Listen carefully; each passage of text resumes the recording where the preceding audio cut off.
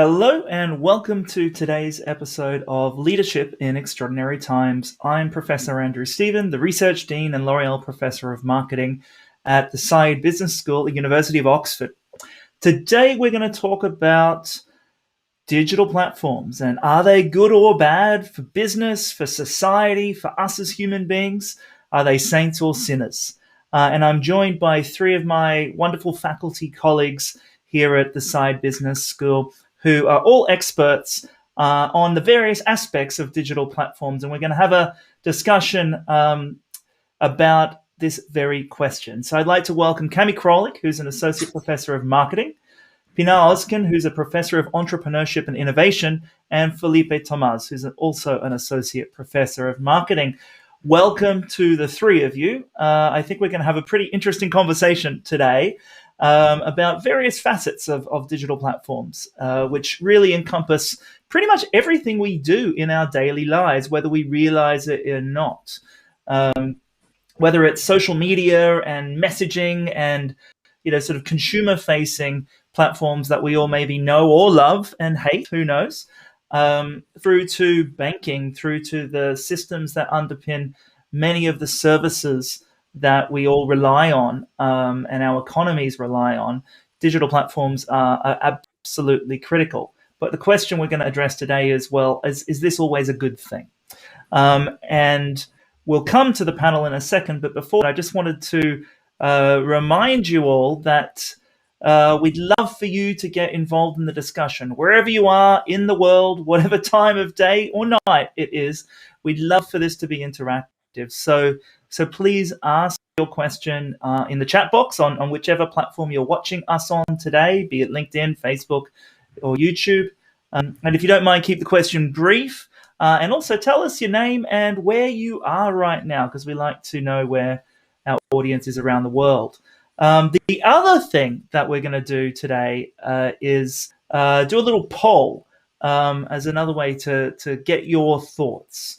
And so if you want to just simply give us essentially your answer to the question, digital platforms, saints or sinners, basically thumbs up or thumbs down, go to menti.com and enter in the code that you see at the bottom of your screen. And we'll come to those results in a few minutes' time. So please, on whatever device, go to menti.com and type in that code, and you'll be able to tell us what you think. And we'll see those thoughts in a second. Now, as a first question, though, we're talking about digital platforms, and it seems appropriate, though, that we first of all set the scene in terms of what do we mean by digital platform. So Pinar, I'm going to come to you for that question. What are digital platforms and why are they important? Sure. Thank you, Andrew. And it's a pleasure to participate here. Digital platforms are a digital version of what we understand as exchange platforms. So, if you grew up in a place where you had a street market, that was a platform. It was just not digital. Any place where interaction takes place is a platform. Digital platforms are special because they have the ability to use data from each and every member, whatever kind of platform that may be, in order to do things like matching between different sites or just simply allow communication electronically between different members. So a digital platform is really a platform that happens in the digital realm. Okay, thank you. And of course, we can identify with so many different platforms. And a big, area that I think we all probably use is social media. So let's start by thinking about social media as digital platforms. Obviously, these are for exchanges of information, entertainment, commerce, and all sorts of things. So I'm going to come to you, Cami, first. What's going on in social media with respect to this question of saints or sinners? Well, of course, that's a very complicated question. So there's many different ways that we can think about it. So I'm sure that you all have been seeing it's featured in popular press and a lot of research lately, kind of talking about some of the maybe sinner aspect to digital and social media. And so we are seeing things reported in the literature, such as social media use being associated with things like depression, and kind of contradictory to what you might think, even social isolation or feelings of loneliness. So it's very interesting that some of this research is emerging that some of these platforms that should be facilitating connections and encouraging people to interact with others may be having some of these opposite effects.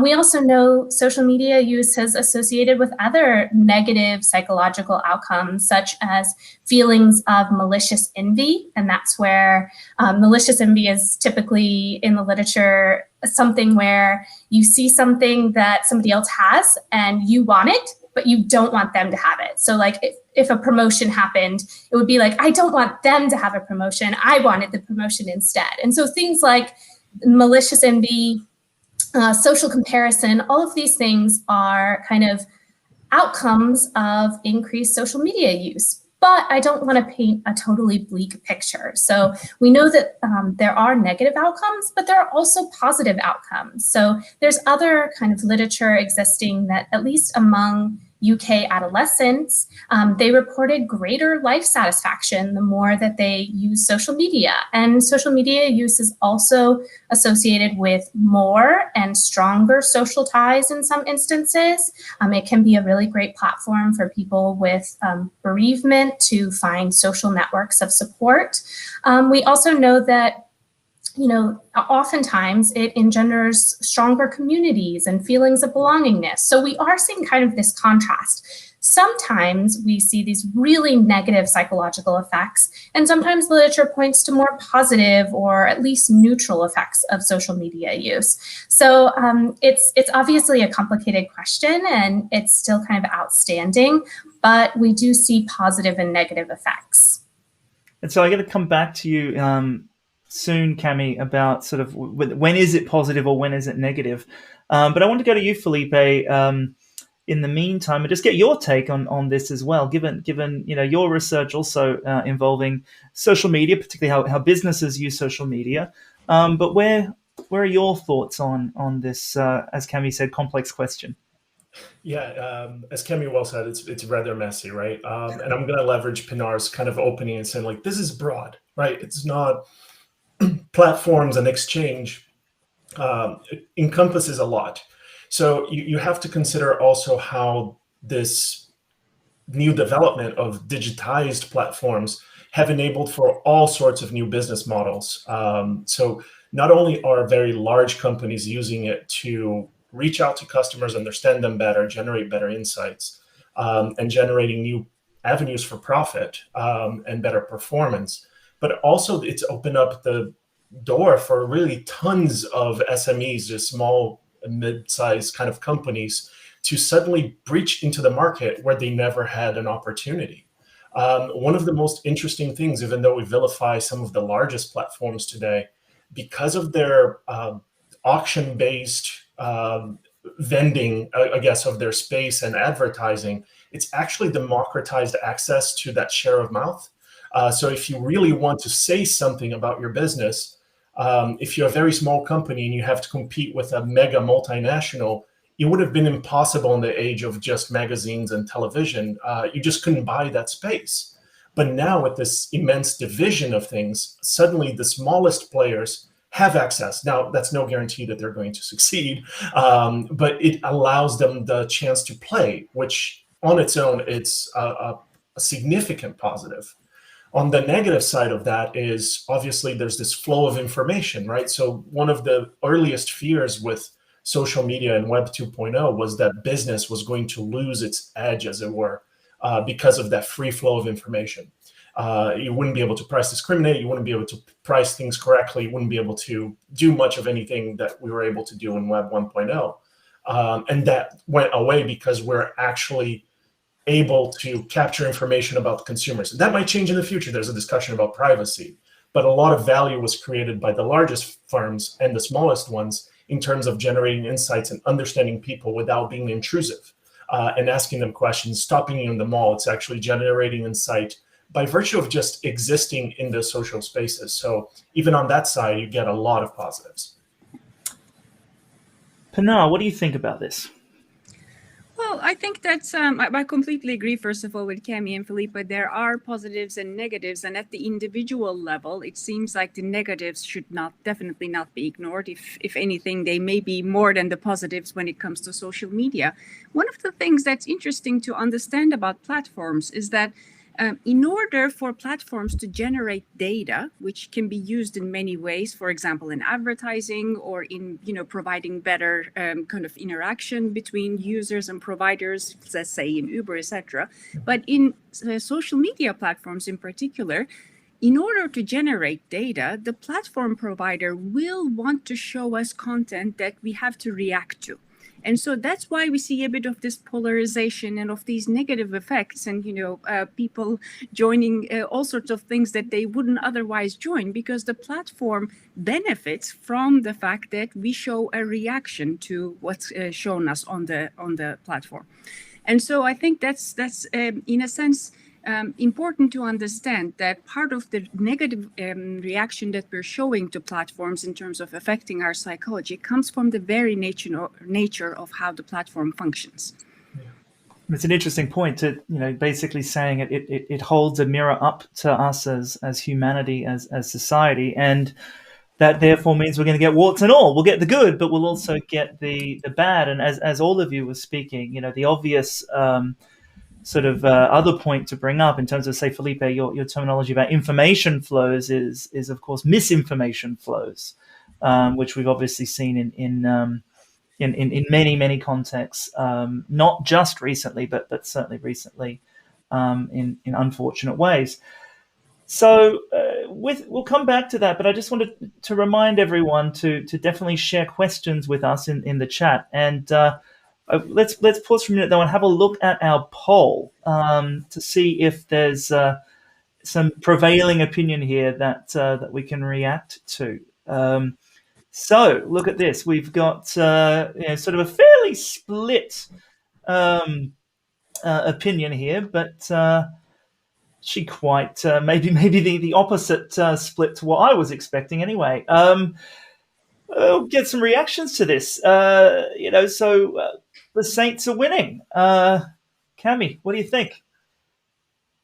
Yeah, actually, I'm surprised by this as well, especially as I mentioned, popular press does like to kind of seize on some of the negative aspects. But I think what is maybe being reflected here is the kind of natural understanding by some of our listeners that, and what Pinar and Felipe obviously brought up as well, is this idea that platforms have some control over how the platforms are designed that kind of facilitate certain things more or less often. But we as users also have a lot of control over the way that we choose to consume these digital platforms, and specifically in social media is what I'm interested in. And so I think what we're finding here is that there are a lot of positive ways that we can use these digital platforms, and maybe people are becoming a little bit more knowledgeable or savvy to their own benefit.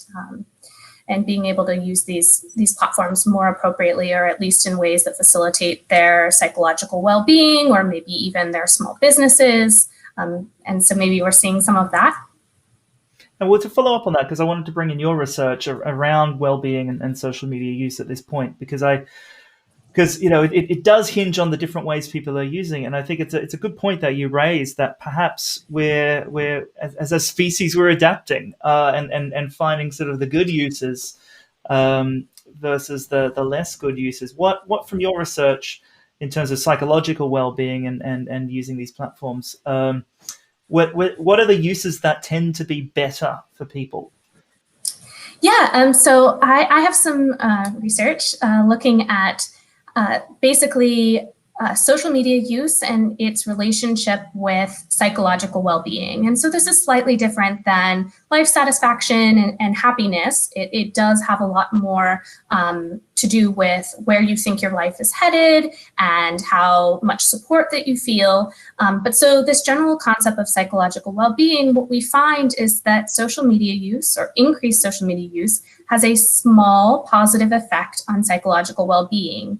And that should be expected because, as you can imagine, social media use is not one of the major factors affecting your psychological well-being. So much more, other life factors like how fulfilling your work is and, the closeness of your family and general positive outlook. And so there are a lot of other factors, multifaceted factors that influence your psychological well-being. But we are still seeing a relationship. And most importantly, and I think what you're sort of implying is this idea that what we found is that effect really is driven by the types of connections that we have or that we make on social media. So if we're using social media to connect with people who are close friends and family members, people that we want this deep, supportive interaction with, that's what's really driving our boosts in psychological well-being. So we can obviously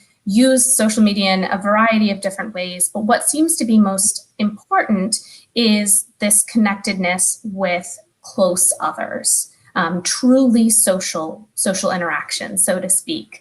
I did want to qualify this slightly is that this research was conducted outside of the pandemic. And so we can't maybe say as much. Obviously, what I think is coming out of this from the recent research is that people are using social media and other digital platforms to connect with close others. And what we're seeing is we're sort of losing some of those weaker ties. So the people that you say hi to in the hallway or chat with the barista when you pick up your coffee. And so what we're seeing is it could be a very complicated story right now, but when life sort of operates as normal, social media does effectively help us connect with close others, and that does boost our psychological well-being. So we talked a bit about social media, and I'm sure it's going to come back to us once we start getting some questions from all of you who are watching. But I wanted to expand a little bit beyond, I guess, the familiar social media platforms. And I'm going to come to you, Pinar. Let's talk about other types of platforms. Maybe what are some of the ones that we don't think about as much, but can add value or perhaps detract from value as well in various ways? Thanks, Andrew. I think that there are many different types of platforms that we as consumers don't realize exist. And some of these are platforms that entrepreneurs actually find really valuable. So, for example, B2B platforms are really rising in finance and in different areas, in professional services. You can get advice much more easily from professionals through platforms now.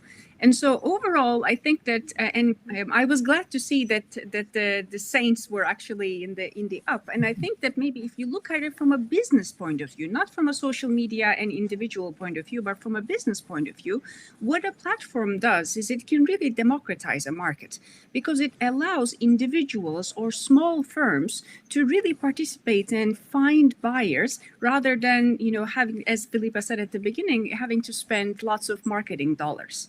And the review system, of course, works in their favor. The better they do, the more visible they become on the platform. And so this is a great way for entrepreneurs to actually reach consumers and end users. And you can also think about sharing economy, for example. Sharing platforms have been around for almost 10 years now, and I've done a bit of research on them. And what we see really is that they can really help with, understanding how we can use resources better. So these flats or summer homes that stay idle, or bikes that don't get used, or even cars that don't get used, they can really find usage through platforms. So there's actually a lot of benefit out there. And when it comes to sharing platforms, I think that benefit is actually quite high. So Felipe, building off of what Pinar was just saying, I mean, you also mentioned this notion of democratization before. And so I kind of want to go with that a little bit further, because I think it's a really important feature of digital platforms in all their various ways, whether we're talking about, me starting a business of selling, shoes on Instagram or the B2B applications and sharing economy applications that Pinar was just talking about. So what are your thoughts on this? And maybe where do you see this headed? can we all basically become entrepreneurs by taking advantage of the digital platforms? And if so, well, what do these platforms actually do for us other than giving us an audience? Yeah. Um, I'll start there, and I might take a slightly more towards the center view here in a second too. Okay. Because I have to touch on my research on the true sinners, but I think one of the first things here is this recognition that it lowers some barriers to entry. So what you get is a cheaper play for you to come in and kind of get started. I've seen similarly the rise in B2B and increase in B2B, like finding suppliers, identifying commercial networks, is just become so much easier for you to identify partners, to actually grow your market presence and exist in other regions, right? So market entry and finding a local partner has made it that much easier for anybody to kind of go and participate. So the barriers are down, and you can imagine that for the larger players and established players, then the response is going to be, what is the strategy that I take in order to increase other sorts of barriers? If the cost of competition has gone down, how do I kind of maintain my advantage as a massive player? And largely, some of my research has shown like actually data control and maintaining those relationships is where they're maintaining their barrier and power. Relatedly, Kevin brought up like changes with the pandemic, and I think the work from home situation also plays here in a way. So if you just bear with me for a second, is that all of our companies, I mean, I'm clearly not teaching from Oxford right this moment, right? Like I'm in a room in my house. Our companies are shattered and distributed. So all of our employees, at least for a year, existed and operated across these platforms, and we had to work through these systems in order to participate. The potential then there is for you to be an employee anywhere, and exist and interact in any way that you might want. So the firm is no longer necessarily this coherent, stable pillar that you have to go and travel to and exist. You have this much more distributed system for even labor, much less advice, as Pinar mentioned, or finding funding or so on. So like it's really potentially quite disruptive. There's negative that comes with this though, like, and that's where I want to touch, just to give some balance of like not just this left that for platforms. Within those same, I've been studying some B2B platforms, and within those same platforms, since I studied, we looked at markets and criminal behavior in criminal marketplaces, we identified that systems of exchange for agricultural products, for example, were hiding a vast network for wildlife crime and trafficking. And they were just facilitated by the same lower cost of entry and information exchange. So they're taking advantage. It's the same tool, right? Nothing wrong with the tool itself, but humans, being the creative agents that they are, just decided, well, if I can find sources of supply for whatever agricultural product I can get at scale, why don't I inject and use the same systems to transact in illegal wildlife? You know, tiger skins, rhino horn, you name it. We've been able to find and identify and map that product network that's leveraging the same platform, but for criminal ends. So you end up with the same advantages being given to other individuals that you perhaps don't want to have access to those performance enhancements. You just want, you know, proper, nice businesses to flourish, not crime to go along with it. But we're seeing that happen at the same pace. So I want to come to some questions from you around the world, and one thing that, actually a couple of things we'll pick up on. First of all is from Layla, who mentioned the poll and showing more saints, and questioned, do we think that this is sort of the perspective as, you know, as consumers of these platforms, or do we think that this is coming more from the perspective, I guess, a business perspective, as the either creators of content or users of these platforms for some of the purposes that you, Felipe, and Pinar were just talking about? So, I mean, I don't know. We can hypothesize here, but does anyone on the panel have a view? Cami, do you think we're do you think the lens we all see these things through is more of a user consumer lens, or do you think we're a little bit more, I guess, multifaceted in our thoughts? Because I have a tendency to focus on the individual consumer, I'm way too biased, I think, to offer a real opinion here. But yeah, I think that we're all kind of amateur psychologists, and it's possible. I don't know the mix of the group. I think that would be very enlightening if we had a lot of people who were regularly using these for business purposes. But yeah, I mean, I guess I just naturally took the perspective of the individual consumer, but that's just probably belying my background more than anything else. Well, you are a consumer psychologist, so yeah. I would expect that. But it's quite interesting, really. I mean, we don't know, but I'm also not sure that we necessarily feel the negative effects, ourselves as individual users or consumers, unless they're really negative. So examples of, hate speech, online bullying, those sorts of things. Obviously, if we see that, it's quite, visceral. But the more subtle psychological effects, and Cami, you talked about, your research are showing small but detectable effects here, suggest that maybe we might be seeing the positives, but maybe not, seeing the negatives as much because we just don't feel them, or we're using rose-tinted glasses. I don't know, but I think the points that Felipe and Pinar you raised about sort of more from the business side, I think you both provided pretty compelling arguments, I thought, for the positives here, but I don't think it's without potential confusion or costs or complexity. And so there's a question that came in from Sarah before, actually thinking about the platforms as businesses. And she specifically mentioned subscription business models such as Disney Plus or Hulu or Netflix, thinking of those, as platforms in this case for entertainment distribution.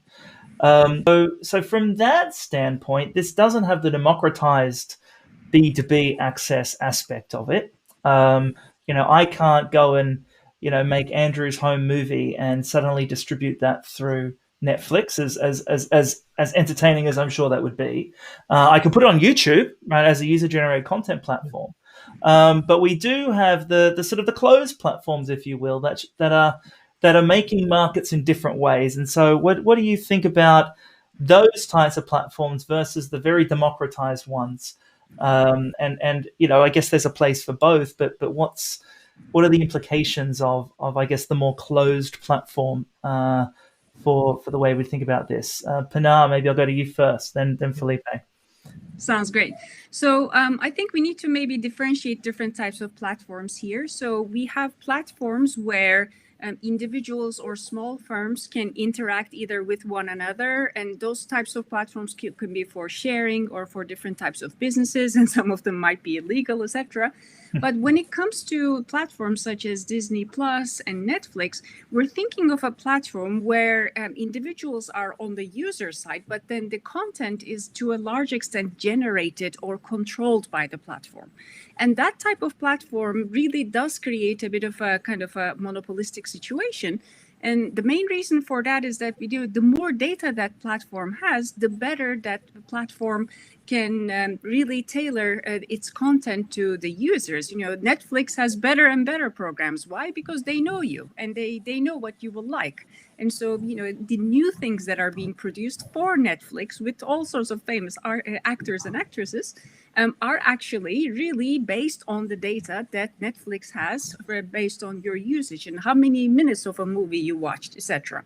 And so I think that when you differentiate in that way, you start to see that the more data a platform has, the more it has tendencies for a monopoly. But we need to then take away obviously the ones where individuals get to participate as providers as well.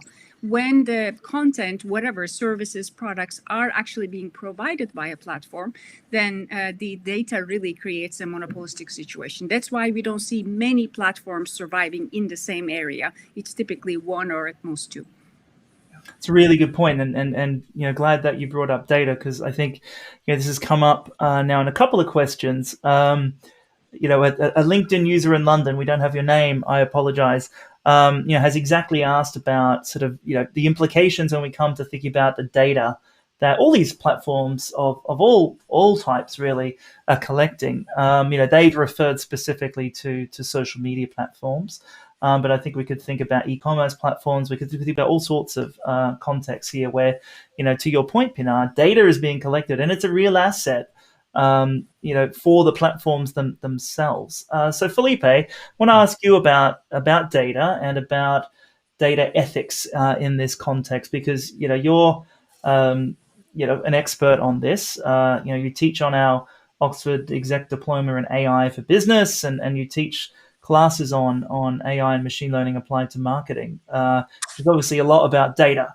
So school us a little bit on these data issues when we think about this asset that the platforms themselves are generating.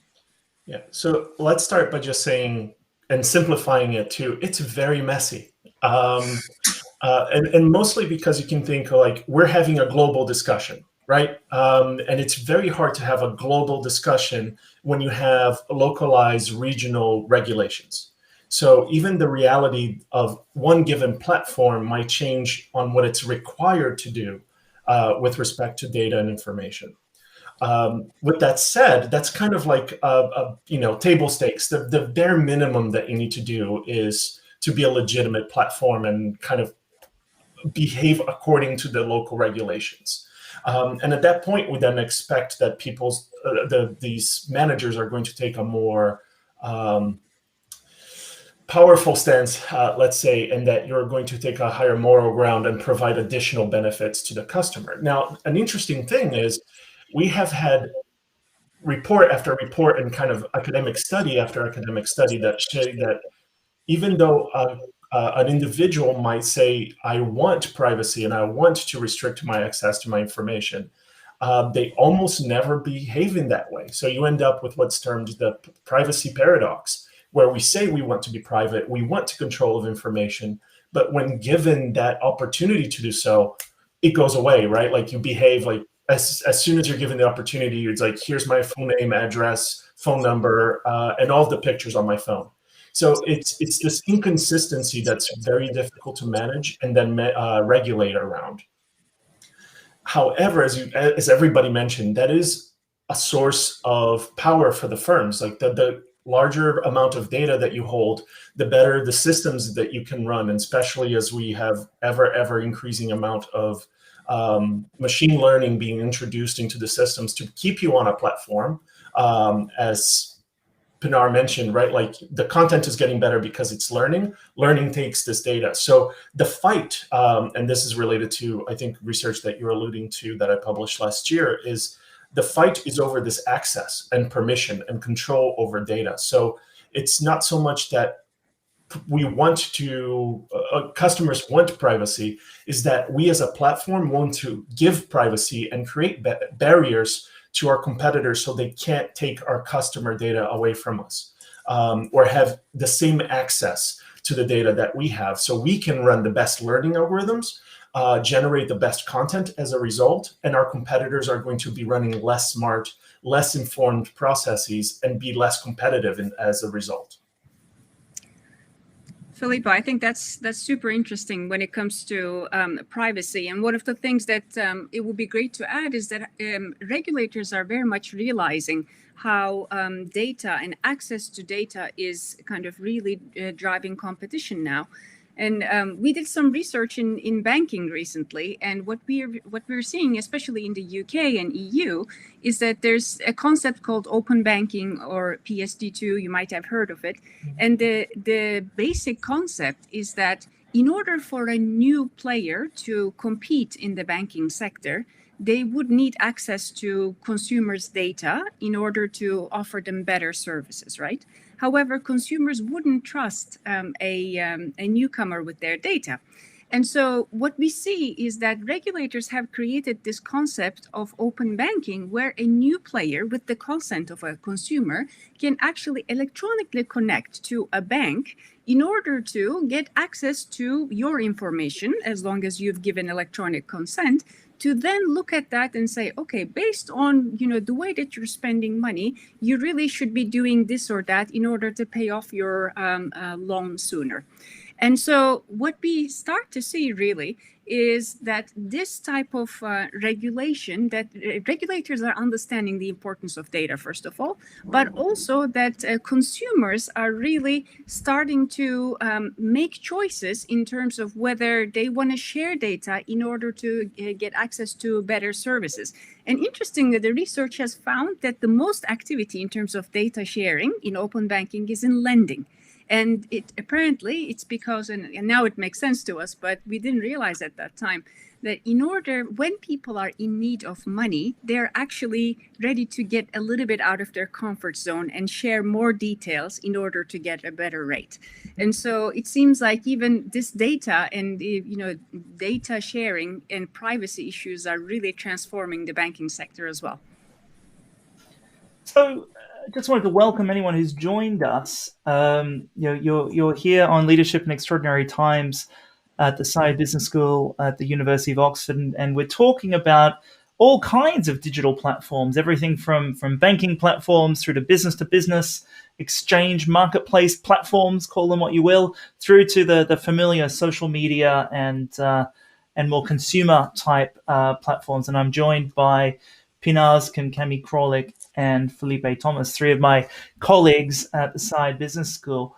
We're going to continue the conversation in a minute, but I just wanted to take this moment to pause to remind you all that all of our Leadership in Extraordinary Times episodes as videos are available on the Side Business School's website, and also we make podcasts out of these episodes. So today's episode, as well as all the previous ones, you'll be able to listen to in podcast form as well if you go to our website.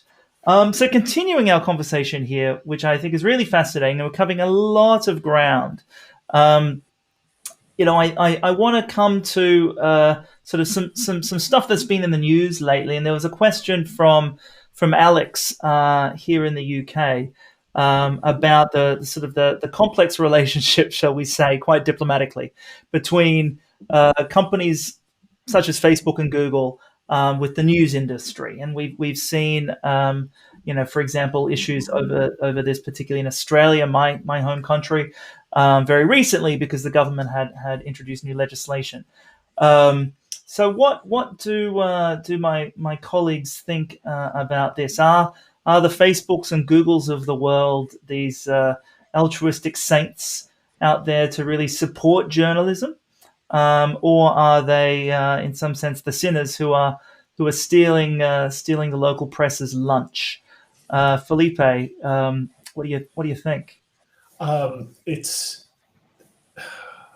difficult to put in those clean buckets. One of the concerns that I have around this is the transfer of responsibility towards the platforms themselves.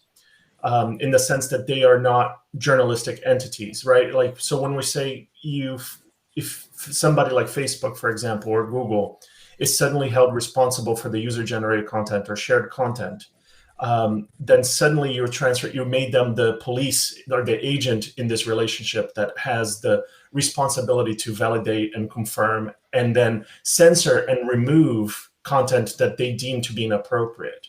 And that's where I start to feel slightly uncomfortable, where at no point did I allow or give permission to Facebook to curate content in that sense, to provide restrictions or not. And that's true on all sorts of things, not just on news, but all sorts of other content that they've been asked to manage.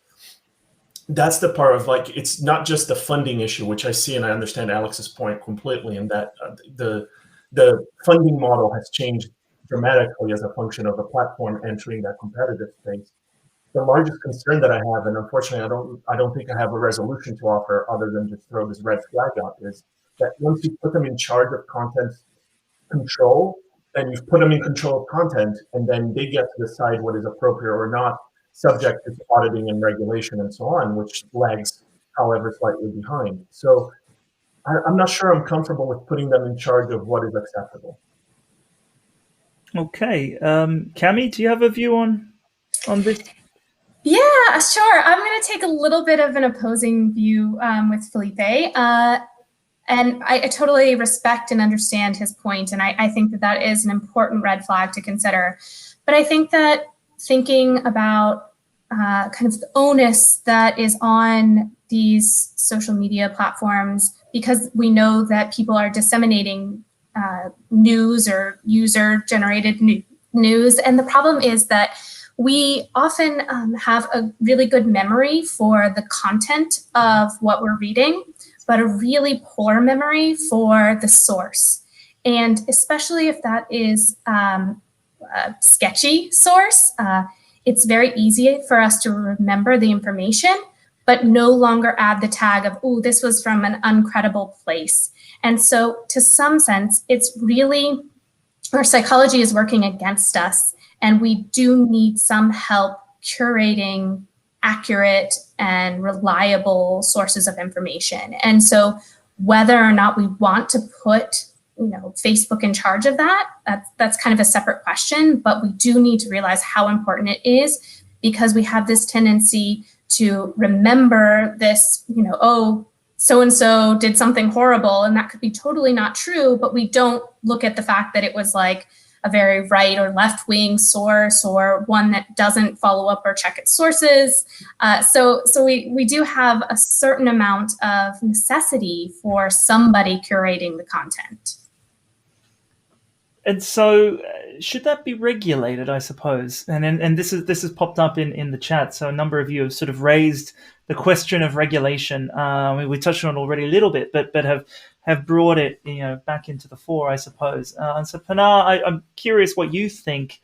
Here, how do we actually? I mean, whether we're talking about regulating social media or maybe something more general than that, how can we best govern digital platforms so that we, in some sense, maximize the positives and minimize the potential negatives?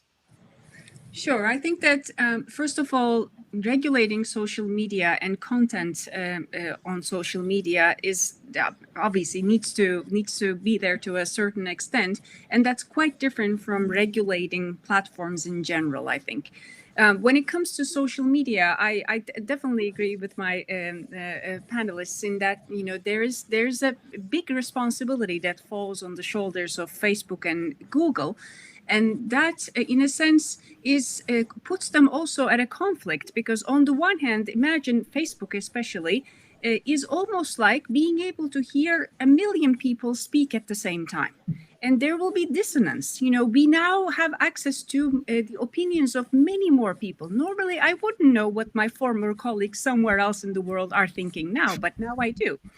And so, in a sense, that is not easy to manage, because there will be conflicting views. However, of course, false information, and as Cami rightly said, us not being able to remember the source of the information, but the information itself, is actually creating a trend of pushing us into directions that we actually don't understand that we're being pushed into. So I think that it is a very messy, just like Felipe said, it is a very messy topic, and I don't think that regulators are going to figure that out very quickly, but it is definitely very important. Now, the other side of regulating platforms is regulating the monopolistic power of platforms. And that, as we said before, comes from just the sheer amount of data that they have. And a lot of platforms like Google, Facebook, Amazon have actually started to go into even regulated industries.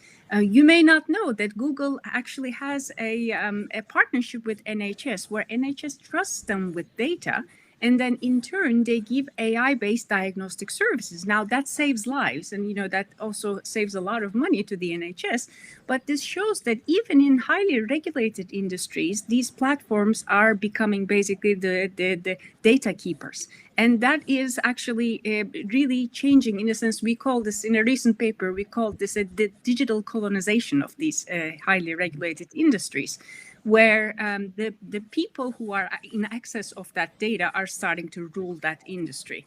And so what the EU and other parts of the world are trying to figure out right now is how much should these platforms be allowed to use data across industries, and if we allow that, how can we break their monopolistic power across industries? So I think that's also a very messy topic, but very much important for us to figure out soon. Otherwise, we will end up with no companies other than these big tech platforms. It's a very good point. Although I do wonder, I think I might want, and I think that the context or the use cases matter here. So if we're talking about, AI-driven, health diagnostic services, I probably would want, a very advanced company, that's very good at working with data and processing large amounts of data, such as a Google of the world, to be doing that, as opposed to, Andrew's startup in my garage. But I think the point is well taken in terms of how do we balance that sort of that deep expertise, which we sort of see the rich getting richer, or the massive advantages these tech powerhouses have.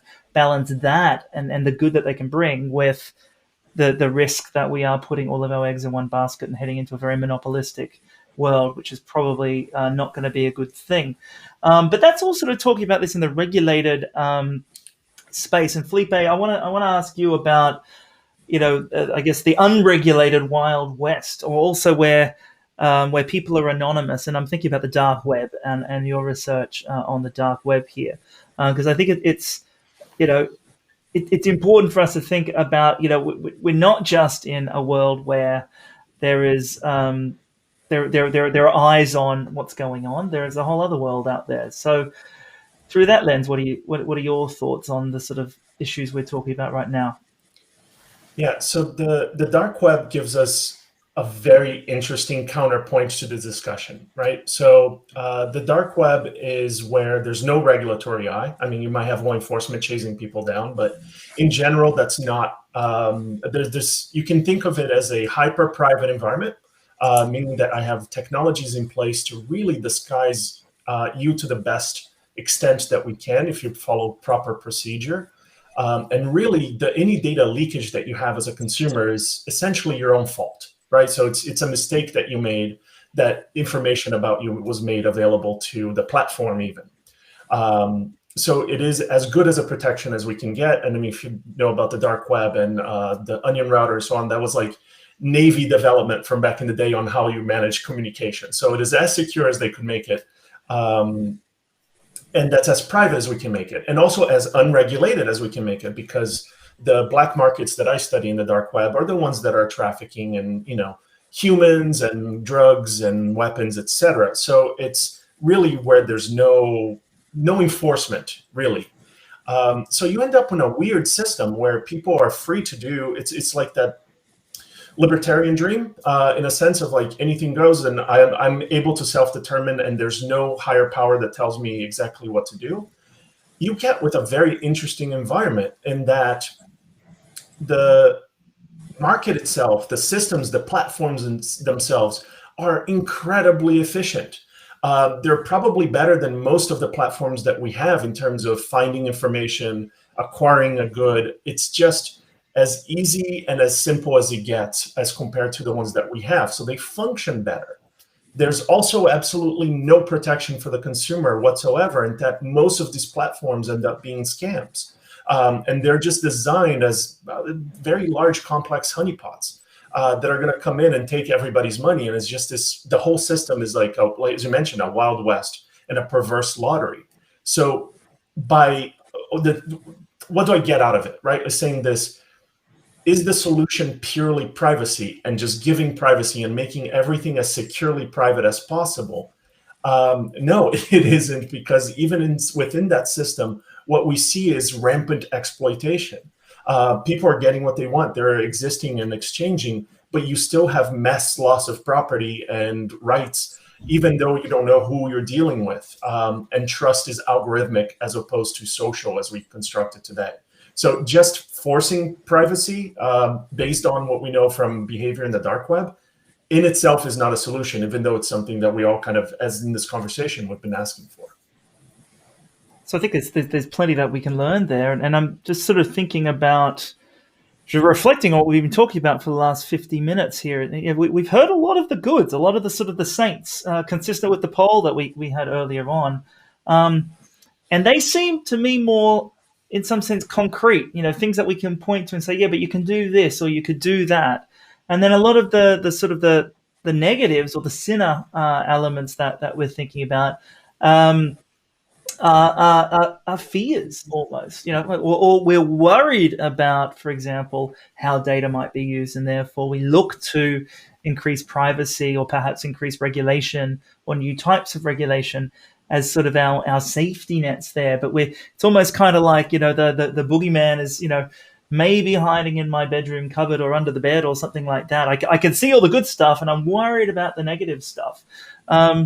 So, I'm going to come to you, Cami, about this as sort of our resident psychologist on the panel, to sort of think about, again, this framing that we have, because, the facts are the facts. Billions of people use, if we think about consumers, billions of people use all the major digital platforms every single day, and we communicate through them, and we sort of give our data. We expect some kind of value in return, maybe expect some privacy. But people always say they're very deeply concerned about these things, and indeed they get talked about quite a lot. So are we worried too much, or is sort of what we're talking about here actually a pretty healthy reflection of sort of balancing the pros and the cons, or the value and the risks? Because people use these things, but they're worried about these things. So how do we reconcile that, Cami?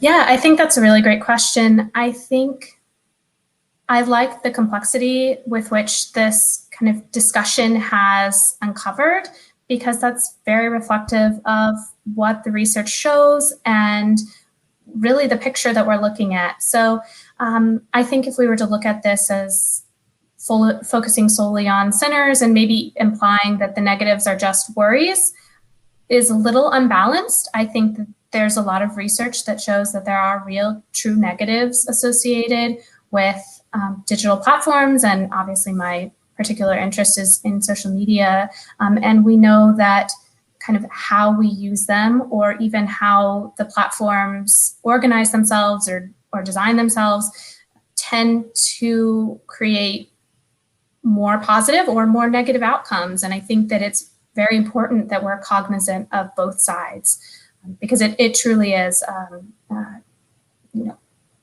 kind of some of both, really. And Pinar, how about from the entrepreneurship standpoint? How do we reconcile these different views? I think from the entrepreneurship perspective, it's actually really changed the competitive landscape in many industries, and that is, in a sense, that is it's not just a worry. It is, we see this happening. And so, for example, we have a wonderful incubator over at the business school called Creative Destruction Lab. And what we see there is when these entrepreneurs come in with their data-driven ventures, and they have so much they can offer, one of the first things that they hear from investors is, why do you think Google or Amazon couldn't do this? Couldn't they kill your business within a week? And that is a real worry. I think that when it comes to entrepreneurship, what entrepreneurs really need to worry about right now is, can I actually stand against Google or Amazon? Or imagine that you're selling something, a particular product. When you get to Amazon, and once you start to become successful, will Amazon just not manufacture it themselves, just like they do with many other products? And so, we are seeing more and more Amazon brands on the platform, etc. And so I think that from an entrepreneurship perspective, there is a real worry when it comes to the monopoly of these big tech platforms. And so I guess unless you're from an entrepreneurship perspective, unless you're building your own platform and finding the way to build that market, I guess you are, it's a really fair point. You are putting a lot of trust, and therefore the flip side of trust is in terms of risk in what those platforms might do to your business. So I guess, for me as a marketing professor, it's a good reminder that we need to remember that we're not just thinking of these platforms as in essence distribution channels, but if you can build a strong brand, for example, develop a very loyal customer base, it means that whatever it is you're offering through an Amazon or other kinds of platforms is less of a commodity that can be easily copied and have your lunch taken from you, so to speak. So I think that's going to bring us to maybe segue into sort of some closing thoughts, because what I wanted to then just go through the panel again to ask about is, where do we go next with all of this? We've got these different perspectives, and we can think about the good and the bad, or the saints and the sinners. But how do we build a business community and build a society, quite frankly, that really does optimize? Because I think platforms have always been here as marketplaces, as one example. So the concept of platforms, and certainly in the digital world, digital platforms is here to stay. So how do we keep on making the most of the many opportunities while minimizing those risks? And so I'll just go through all panel members to get your closing thoughts here in the last few minutes. Felipe, you're first. Yeah, just to borrow, I guess, from Pinar's last point, it's like there's been this fascinating transition, and thinking in terms of like classic business management and power in the supply chain kind of arguments, right? Like you've just had this relocation of power towards a concentration on the platforms, which wasn't necessarily the case before when it was just manufacturing. I don't expect that's going to change. I don't expect that we're suddenly going to have a shift, that we're going to wake up tomorrow and they're not going to be a powerful player in the sense, specifically because of all the things that we said, that what they allow in terms of ability for new businesses or existing businesses to leverage. And they can do it at scale today. So like they're very powerful in that sense. And the counters, as you mentioned, Andrew, is like the marketing and traditional creating assets that they can't recreate, which seems very valuable. To me, as somebody that spends half of my time looking at all the great things we can do on social media, and then half of the time on all the terrible things we do in the dark web, I think that my takeaway is that like a lot of great tech, this is tech. It is a tool, it is a system. And the humans are the ones that change what impact it has on other humans. So you can take this and create the most enabling platform, right, to allow people to flourish, create new businesses, create economic and social prosperity, or you can, use it to put people in a box and ship them across country. Like it really can be as great as we want to make it, or as terrible as we want to make it. And I think with that, I understand the fears, and I think it's healthy to just question, but not too healthy to be afraid to use platforms. So it's that balance, trust but verify, use it and exploit it to the best ability that you can. Thank you, Felipe. Final thoughts, Cami? Yeah, so from my perspective, I think this discussion is centered around center and saint platforms, but I'd like to say it's center and saint usage. And for our well-being as people and as individuals, I think the best way we can think about using these platforms is to foster deeper social connections with people that we care about, and avoid a lot of this sort of unnecessary almost interactions with people we don't know, which can spur things like envy and loneliness and social comparison that makes us feel bad about ourselves. So really trying to understand and take control of the way that we use the platform, and also push the platforms to better design their product to encourage the kind of usage that benefits us as people. Thank you, Cami. And Pinar, your thoughts? So I completely agree with everyone that we are going to use platforms. We're going to use them even more in the future. So it's not a matter of, how do we move away from them at all? But to me, it really comes down to two things right now. The first one is regulation, and regulation not just in terms of kind of how much data are you allowed to keep as a platform, can you use it across sectors to gain monopolistic power, but also within that platform, Are you allowed to create behavioral nudges, such as putting digital confetti on someone when they've just made an investment, and people ended up killing themselves because of these kind of behavioral nudges that happened on digital platforms? So regulating how the platform is designed and what kind of behavior it encourages, but also regulating data storage and data sharing. And then the second part is education. And that education, obviously, platforms are not incentivized to educate us in terms of what they can do to us, right? And so it really falls on the shoulders of even education institutes. We need to start educating our students as young as primary school students to understand how to use these platforms and how to even give them choice and make them understand better what the platform can do to them. Otherwise, I think we are going to be falling victims to the things that the platforms want us to do. Thank you all. I'm afraid to say we are totally out of time. It's been a really fascinating conversation. Next week, we have an episode coming up on Tuesday, so that's March the 23rd. It's at 2 o'clock, 2 p.m. GMT, and it's going to be on innovation in healthcare and why it needs to be community-centered and not patient-centered. So I hope you can join us for next week's Leadership in Extraordinary Times, 2 o'clock GMT on Tuesday, March 23rd. But for today, I just want to extend a massive thanks to Cami, Pinar, and Felipe. Thank you for joining us and sharing your ideas, your opinions, and your insights and your research. It's much, much appreciated. Thank you to all of you who've been watching. Thanks for your questions and your comments. It was an active chat. Sorry we didn't have enough time to get to everyone, but we really do appreciate your engagement. So that's it. Thanks for watching, and we'll see you next time.